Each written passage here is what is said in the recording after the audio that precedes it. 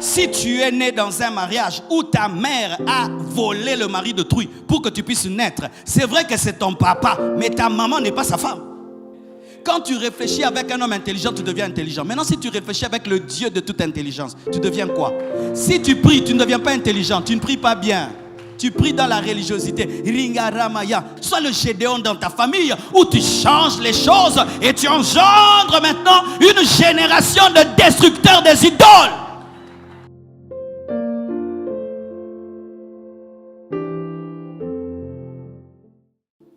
Deuxième chose, si tu veux sauver ta famille, tu dois réveiller ta famille. Ézéchiel n'est pas resté dans un contentement de dire que je suis vivant parmi les morts. Il est allé plus loin. Il a réveillé les autres. Il a commencé à crier dans les tombeaux. Il a commencé à crier dans le cimetière. Il a commencé à déranger le cimetière. Il a commencé à faire du bruit dans le cimetière. Et Gédéon également, lorsqu'il a eu la révélation de l'Éternel, il a réveillé les autres. Lorsqu'il a détruit l'autel de Baal, c'était pour réveiller les autres. Et la preuve, cela a réveillé son père. Car lorsqu'on a voulu tuer Gédéon, son père a dit, si Baal est Dieu, que Baal combatte pour lui-même. Donc il avait eu la révélation, amen, hein, qu'un vrai Dieu se bat lui-même. Laisse-le se battre, Tomona, amen, hein. Pourquoi? Son fils l'avait réveillé. Réveillez vos frères et sœurs. Amen. Hein? Dites-leur que la vie qu'ils mènent est mauvaise. N'ayez pas peur de déranger l'atmosphère. Tout le monde commence à critiquer. Dites, ah, on critique trop dans cette maison. Alléluia. Ils mettent la musique du monde, Dis-leur, mais ça c'est sale, ça c'est impur, mais ça c'est bizarre. On ne va pas continuer à regarder de telles choses à la maison. Réveille les autres et dis-leur, cette coutume que nous pratiquons, ça fait des années, est-ce qu'elle est bonne? Ces principes que nous avons dans cette famille, est-ce qu'ils sont bons? Ces choses que nous pratiquons année après année, est-ce qu'ils sont bons? Ou tu appelles même tes parents, tu dis, on nous a enseigné la parole et j'ai compris que ça ne va pas. Regarde, ma grande sœur n'est pas mariée, l'autre grande sœur n'est pas mariée, l'autre n'est pas mariée, l'autre n'est pas mariée. Papa, ça ne va pas. Maman, regarde ceci. Tous tes enfants premiers-nés, ils ne terminent jamais les études. Ça n'est pas normal. Réveillez vos familles. Au lieu de parler tout le temps, football, on a même perdu. Football. On a des blessures intérieures.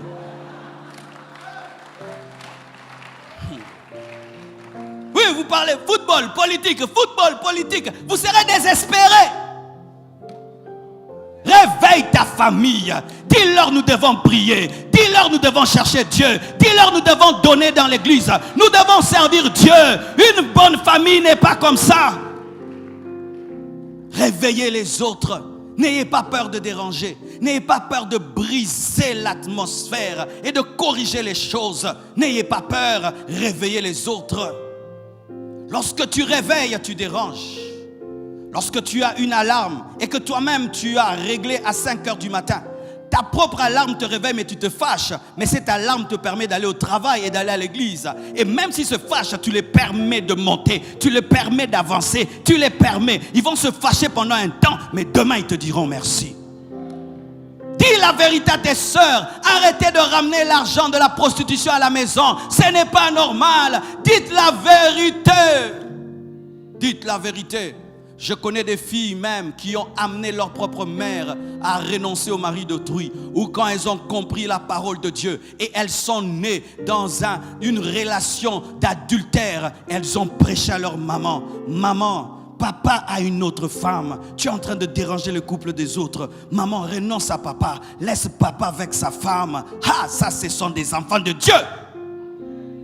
Ça, ce sont des enfants de Dieu. Oh, donnez-moi la main, je vais expliquer.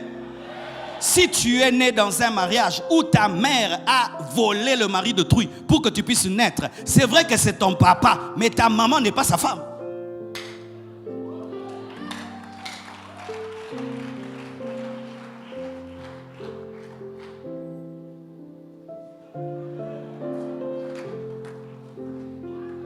Je sens la lapidation. Je suis déjà mort comme je suis là. Je tiens par le sang. Est-ce que c'est faux? C'est ton papa, mais ta maman n'est pas sa femme. Dis à ta maman, va prêcher à ta maman de libérer les papas d'autrui. Mais qui continue à payer ton minerval, qui continue à te nourrir, mais qui ne puisse plus vivre avec ta maman. C'est comme ton père te paye tout, mais il est dans l'occultisme. C'est comme ça qu'il gagne la vie. Tu dois lui dire, papa, arrête de nous nourrir avec l'argent de l'occultisme. Ton père vit dans la fraude et vous nourrit avec l'escroquerie. Il faut lui dire, papa, arrête l'escroquerie. Mais sache que quand il va arrêter de voler, vous allez souffrir de faim, mais après Dieu vous bénira.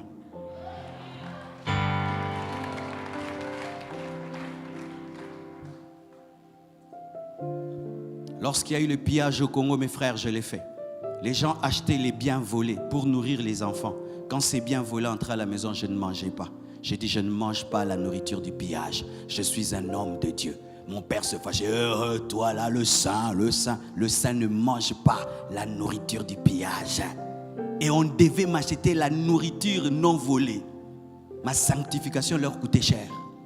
Mais aujourd'hui, ça bénit la famille. Il fallait qu'on m'entretienne par la nourriture sainte. Tout dépend de ce que tu sais de toi-même. Parce que dans la vie, il faut que tu te connaisses. Amen. Hein? Dans la vie, tu dois te connaître. Je dis, dans la vie, tu dois te connaître. Tu dois te connaître. Le jour de ton mariage, ma soeur, et on vient mener ces choses-là. Notre enfant, maintenant, il est au Bas-Congo. Il faut payer les billets. Crie, je suis dans la chambre.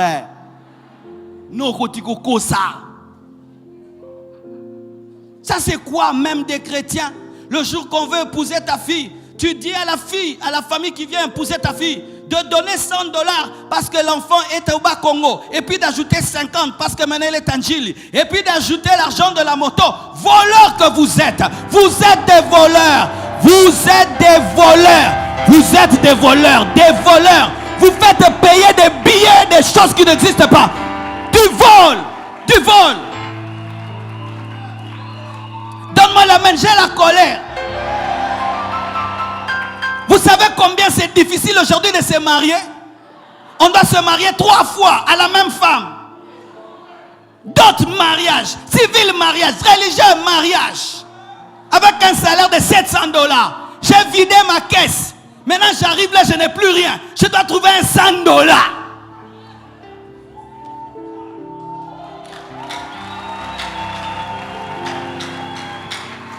Un $100 pour quelqu'un qui est dans la chambre. Changez l'atmosphère de vos familles. Changez l'atmosphère. Dites pas chez moi. Pas chez moi. Mes enfants ne se marieront pas dans le mensonge. Ces choses-là. Votre grand-père meurt. On doit l'enterrer. Les petits-fils, vous venez vous bloquer les cercueils. Des enfants de Dieu aussi. Tu vois ceci, il prie à l'église, cela prie à l'église, mais quand c'est le deuil, il oublie toute la parole. Il devient Mukongo, Mundibou. Il oublie toute la parole. C'est pourquoi j'aime bien aller dans les deuils, aller dans les fêtes. Tu te dis, mais nous prêchons à qui? Nous prêchons pourquoi? C'est comme si quand on prêche, on dit Amen. Là, toute la parole s'arrête là comme la sorcellerie. La parole s'arrête à la porte. Ici, vous êtes chrétien. Mais quand seulement on dit Amen, vous entrez dans vos maisons, le temps de deuil, des mariages. Vous êtes comme tous les Congolais. Et vous bloquez maintenant le cercueil. Et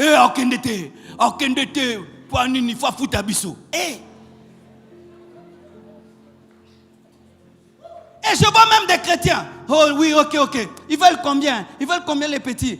Donnez-leur même un $500. On leur donne un $500, du coup ils ne pleurent plus. Vous avez perdu quelqu'un, vous avez dépensé l'argent pour le cercueil, pour la tombe, pour nourrir les gens. D'ailleurs, pourquoi on nourrit les gens qui viennent au deuil? Pourquoi on les nourrit? Pourquoi on nourrit les gens? Tu as perdu quelqu'un, puis tu nourris les gens. Qui vont mener que des fleurs. Moi, les trucs du Congo, des fois, je ne comprends rien du tout. Hein? Vous aimez dépenser comme si vous étiez des millionnaires. Vous arrangez les maisons les jours que quelqu'un meurt. Et quelqu'un meurt, vous peignez la maison. Hein? Vous achetez des fleurs pour faire chic. Alors que vous avez perdu quelqu'un. Alors que quand quelqu'un meurt, il faut économiser. Vous nourrissez tout le monde, vous donnez le café à tout le monde et vous payez à des cupides $500 pour qu'ils dégagent et que le grand-père soit enterré. Fais-moi ça. Vous allez tenir ces cercueils jusqu'à vous fatiguer et vous allez le déposer. Je vais vous l'offrir. Je vous l'offre. Ah, ok, gardez-le. On encourage des choses qui n'ont pas de sens. Et des fois, tu vois des petits-fils qui ont 70 ans. Vrai ou faux? Mais oui, un petit-fils. Oh, et l'on vient coucabre. Le deuil devient un lieu pour s'enrichir. Je vous dis, une culture de pauvreté et de sorcellerie. Je vous dis de pauvreté et de sorcellerie. C'est quelle mentalité que nous avons de vouloir toujours dépenser, jamais garder et investir, dépenser et dépenser. C'est un esprit de pauvreté. Portez des uniformes parce qu'il y a un deuil. Qu'est-ce que vous avez? Vous aimez dépenser, hein? Pourquoi vous portez les uniformes? Vous ne pouvez pas chacun porte un habit blanc ou noir, chacun prend quelque chose. Non, il faut dépenser encore 700 uniformes, 50 uniformes. Et il y a toujours quelqu'un qui se fait de l'argent derrière votre orgueil. Hein? Il y en a toujours quelqu'un qui gagne derrière tout ce que vous faites là. Prier, mes frères, ce n'est pas rabailler kababach seulement. C'est méditer. Vous savez, méditer, ça veut dire quoi? Réfléchir avec Dieu. Quand tu réfléchis avec un homme intelligent, tu deviens intelligent. Maintenant, si tu réfléchis avec le Dieu de toute intelligence, tu deviens quoi? Si tu pries, tu ne deviens pas intelligent. Tu ne pries pas bien. Tu pries dans la religiosité. Ringaramaya. Non, moi quand je prie, voici ce qui m'arrive. Pendant que je prie, je suis exposé à la pensée divine. Et ainsi, je commence à revoir tout mon fonctionnement et tout ce qui est médiocre, je l'enlève. Car mes frères et sœurs, les choses qui ne marchent pas doivent arrêter d'être pratiquées.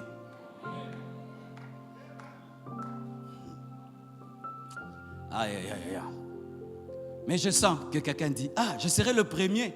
Tout le monde le fait. Et moi, si je ne fais pas. Mes frères, ce sont les pionniers qui changent le monde. Ce sont les premiers qui détruisent l'autel de Baal qui amène un réveil. Il n'y avait pas 2 Gédéons, ni 3 Gédéons. Il était le premier à le faire et il a amené un réveil. Sois le Gédéon dans ta famille où tu changes les choses et tu engendres maintenant une génération de destructeurs des idoles.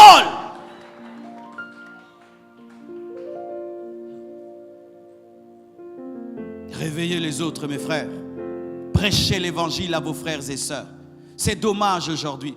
Les chrétiens, quand ils rentrent chez eux à la maison, ils ne parlent jamais de Jésus à leurs frères ni à leurs sœurs. Ils vont parler de politique, ils vont parler du 30 juin, ils vont parler des marches, marches qui ratent, marches qui ne ratent pas.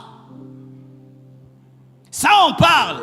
Mais regardez ton frère et lui dire, si tu meurs, est-ce que tu iras au ciel? Jamais. Parle à ton père de Dieu, jamais. Parle à ta mère de Dieu, jamais. Vous prêchez la parole à tout le monde, sauf à vos frères. Vous êtes spirituel avec tout le monde, sauf avec vos frères et sœurs. Ne savez-vous pas que vos familles peuvent aller en enfer? Tu sais, ton père que tu aimes beaucoup, il peut aller en enfer. Ta mère que tu aimes beaucoup peut aller en enfer. Tes frères et sœurs peuvent aller en enfer. Même tes enfants. Il y a des chrétiens qui ne prêchent jamais l'évangile à leurs enfants.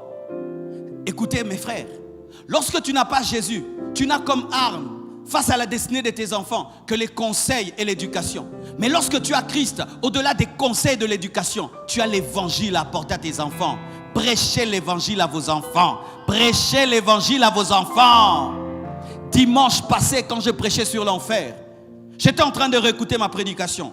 Et mon fils Oracle était intéressé. Et il est venu à côté de moi pour suivre. C'était un enseignement très effrayant.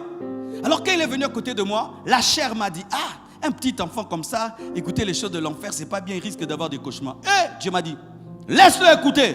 Et j'ai laissé le petit là. Quand il suivait, il était comme ça. L'enfer. Et puis je voulais couper. Je dis, Dieu me dit qu'il écoute. Ce n'est pas parce qu'il est enfant de pasteur qu'il ira au ciel. Il doit lui-même rencontrer Jésus-Christ. Alléluia. Et si même il aura des cauchemars où il se retrouve en enfer, qu'il ait des cauchemars pour qu'il soit sauvé. Mes frères, et faites peur à vos enfants. Moi, naïo,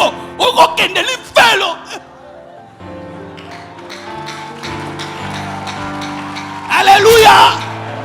Faites cela si vous voulez les sauver à temps. Prêchez-leur la parole avec sérieux.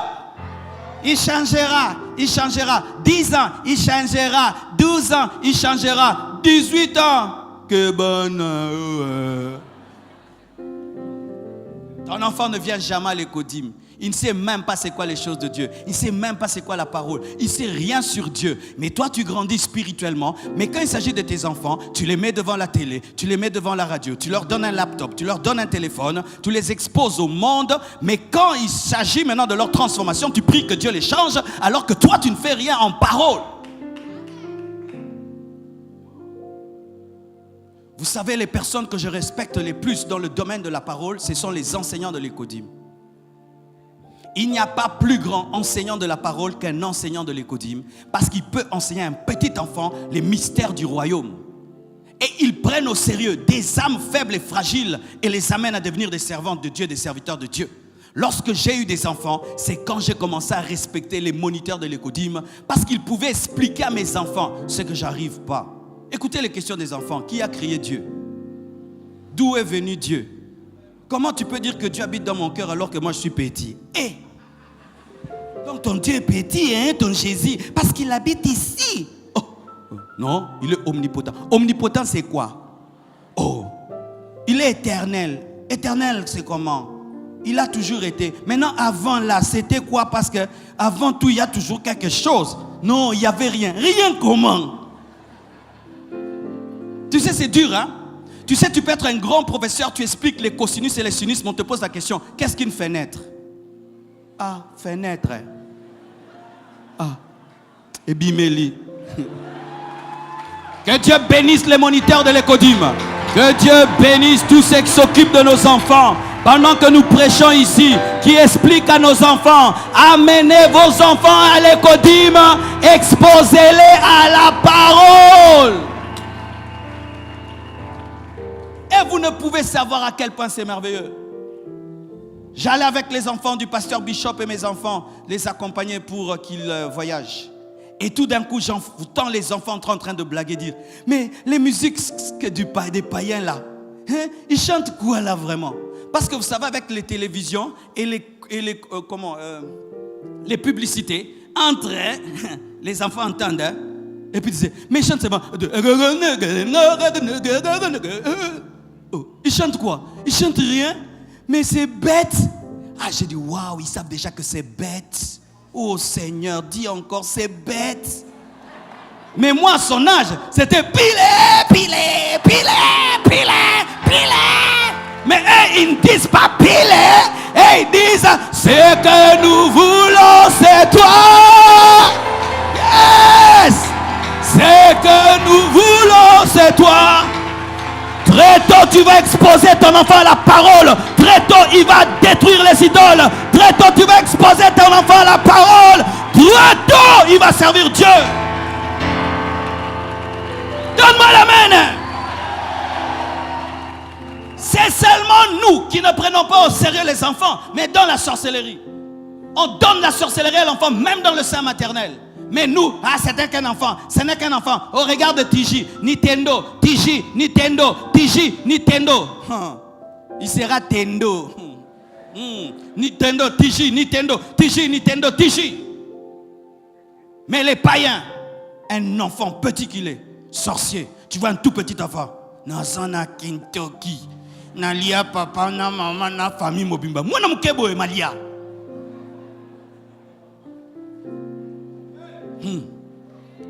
Il y a quelque chose que je ne connaissais pas, je reconnais dans la parole, qu'un homme de Dieu m'a expliqué.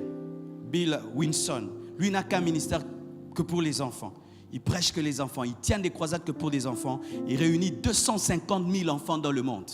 Il tient des écodymes le samedi de 5 000 enfants. Il prend des bus, il ramasse tous les enfants. Et voici la révélation qu'il a de la Bible.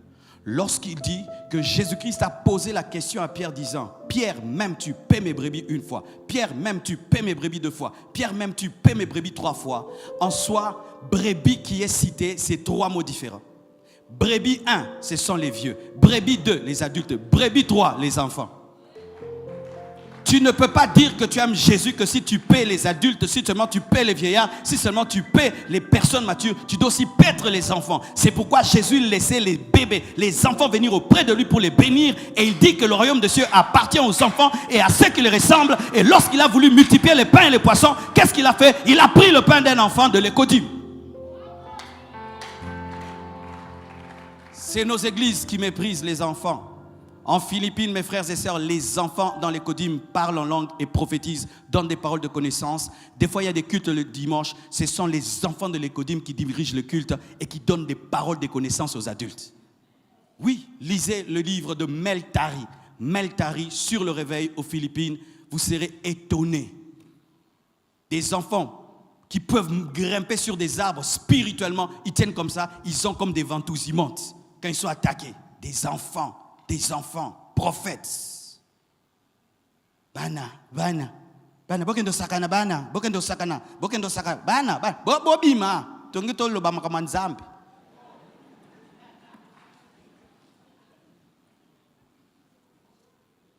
As-tu déjà exposé ton enfant à la parole clairement, comme parlant un esprit? Parce que dans le domaine de l'esprit, il n'y a pas d'enfants et il n'y a pas d'adultes. Réveillez vos enfants. Réveillez vos familles. Et priez pour vos familles. La Bible nous dit, Ézéchiel a prié pour que l'Esprit de Dieu souffle des 4 vents et qu'il survienne sur les ossements, afin que ces ossements deviennent une armée. Priez pour vos familles. Jeûnez pour vos familles. Et prophétisez sur vos familles. Ne parlez jamais négativement sur vos familles. Oh, cette famille, c'est une famille maudite. Elle sera maudite. C'est une famille de sorciers. Tu vas tirer la sorcellerie. Ces enfants sont bêtes. Ils deviendront bêtes. Échouer à l'école, ce n'est pas être bête. Ce n'est pas maîtriser la mathématique. Il y a une différence entre avoir 0 en mathématiques et être bête. Comme moi là, je ne suis pas fort en mathématiques, mais je suis très intelligent. En parler. Tu vas voir un professeur de mathématiques, il parle beaucoup, tu lui donnes le micro, il ne sait pas parler. Est-ce qu'il est bête? Il n'est pas bête. Et ce n'est pas parce que quelqu'un ne sait pas parler français qu'il est bête, parce que le français, c'est le lingala de la France.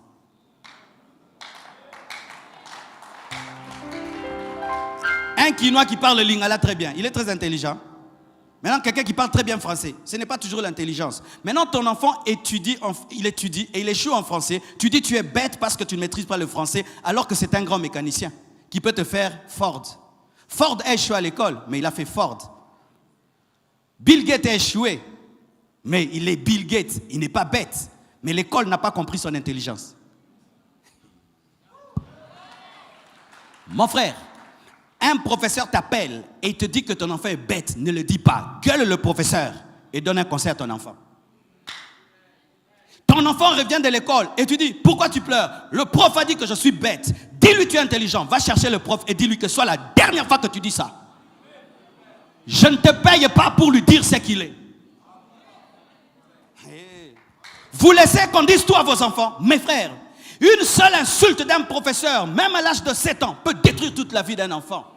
Il peut être appelé à devenir un grand savant, mais on lui dit qu'il est tellement bête alors que ce n'est pas son domaine. Car il y a un problème même dans l'éducation actuelle. Et vous voyez bien, vous. Avec le temps à Mikolo, ça a bien été. C'est beaucoup de temps à me, boye balikambana. Exemple. La géographie est tout le temps, tout ça. La histoire, tout ça, la Charlemagne. La sinistre, la cosiniste, mais habité sur nazo, c'est la bombe héros. Mais botanga.